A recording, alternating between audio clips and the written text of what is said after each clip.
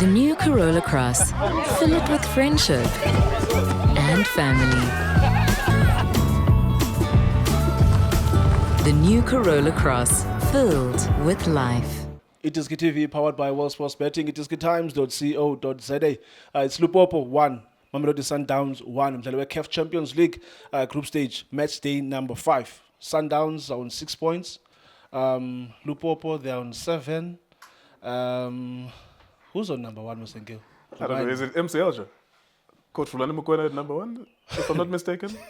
Yeah, inzima le group. Yeah. Inzima le group. Very tough. Xa besijongile ekuqaleni, Coach Fulani, there was... Oh, no, sorry. It's Al Hilal. Al Hilal number 1 with 8 it's points. Al Hilal yes. 8 and then Coach Fulani 7, if I'm not mistaken. Yeah. Then Lupopo is on number 3.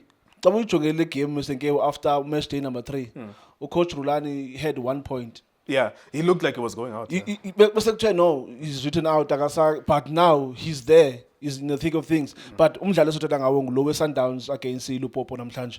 Mandibulise Mr. Nkewu, ngicela umbone njani umdlalo namhlanje. Tasheni manibulisa nakubantu abasibukeleyo.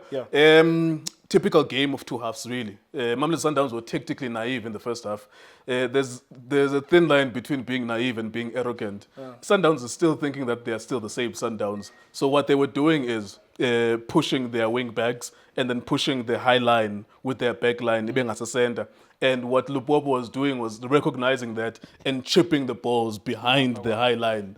The reason why I'm saying technical naivety and tactical arrogance is because when Sundowns were still at their pomp, winning the AFL, winning leagues by December, everyone was playing against them was tracking back, meaning that the opponent was going to their own penalty area. So that meant all of your players with Sundowns can go to the half of the opponent. But now, on today's game, for example, there was no merit for Sundowns to push Umudiba no Mudao because in front of them there was already Umurena on the right-hand side and there was also a left wing forward to Sales.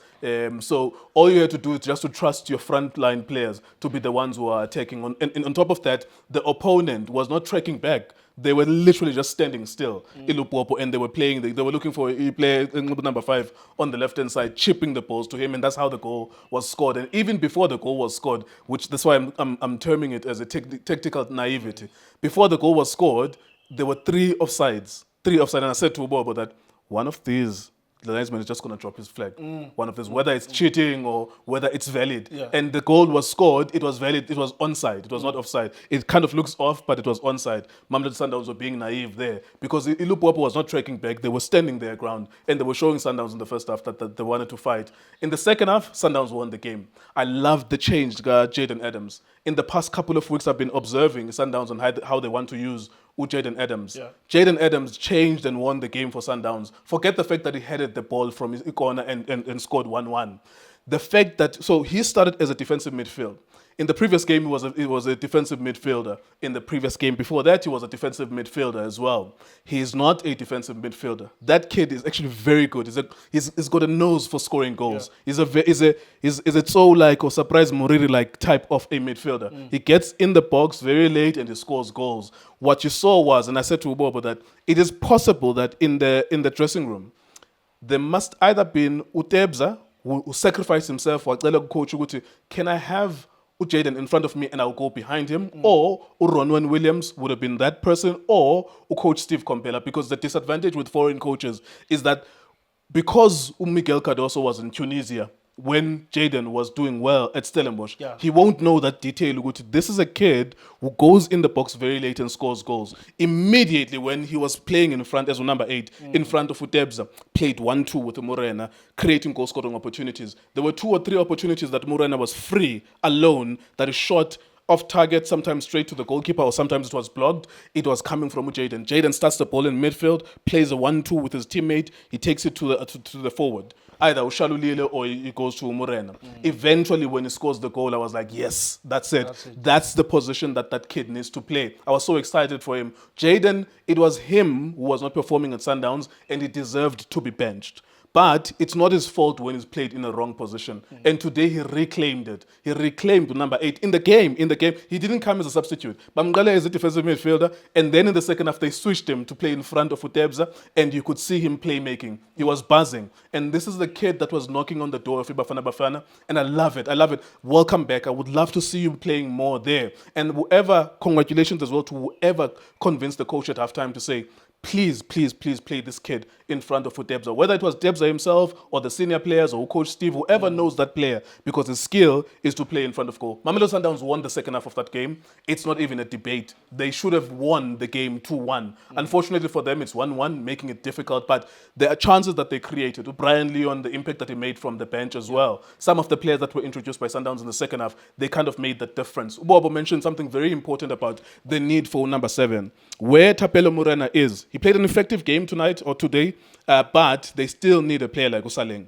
A lethal finisher. Doesn't make too much with his teammates, but when everyone is cooking for you, back Pagela, back Begele plate in, you shoot at goal and you score goals. And Saleng, one of his strengths is that he can shoot at goal. He doesn't have to make with his teammate. When you give him 1v1 with the goalkeeper, he can shoot. There were 2 or 3 opportunities where Utapelo Morena, and I'm not blaming him, but there were 2 or 3 moments where he should have won the game for Mamelodi Sundowns. Otherwise, a game of 2 halves, Sundowns won the second half, definitely. But I thought that they were naive in the first half. They were pretending to be Sundowns. Sometimes as well, the players and the coaches have to pay dues or respect the game.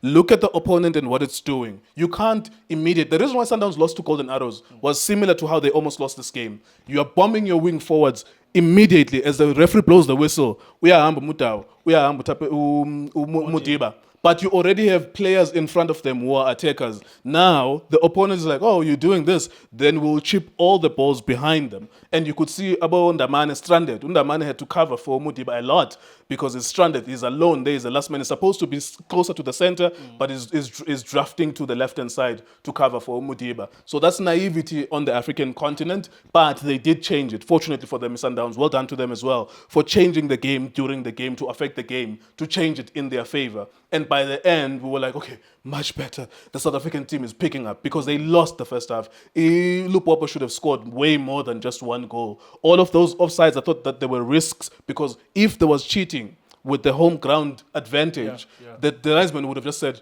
he dropped his flag. And there were so many 1v1s with Urono and Williams. They could have lost that game in the first half because they were so stubborn. They wanted to play on the front foot. They wanted to bomb the wingers forward instead of keeping a flat 4 at the back. Coach Cardoso, uze kulo mdlalo ephansi kokuxinzelelwa kakhulu, is under pressure because his last game he lost against Al Hilal. Now there were a lot of expectations ukuthi lo mdlalo bekufanele awine. Now ufumene i-draw, meaning that usahlele kula position behlele kuyo, uze kulo mdlalo as number 3.